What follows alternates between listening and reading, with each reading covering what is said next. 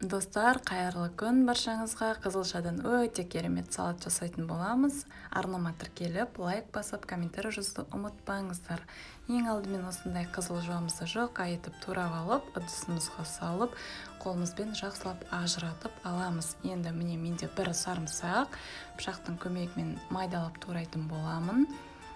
Енді біздің аскөктерімізді жақсылап жуып, оны да тураймыз. Менде петрушка. Барлығын бір ыдысқа салып қоямыз. Ендігі кезекте біздің қызылшамызды жақсылап кубиктап турап аламыз. Қызылшаның пайдасы өте жоғары екен білесіздер, көбірек жеп жүріңіздер қызылшаны. Енді мінекей барлық қоспаларымызды қосып алдық, үстінен тұзымызды салып, біздің жүгерімізді саламыз. Енді менде сұйық иісі жоқ.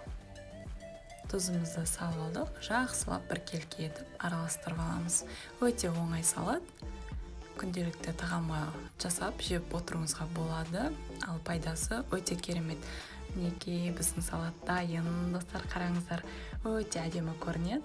Тіпті қонақтарыңызға ұсынсаңыздар да болады. Өте арзан, қолжетімді, ең бастысы пайдалы салат. Менің видеом сіздерге ұнаған болса, лайк басып, комментарий жазуды ұмытпаңыздар. Келесі видеода көріскенше аман сау болыңыздар.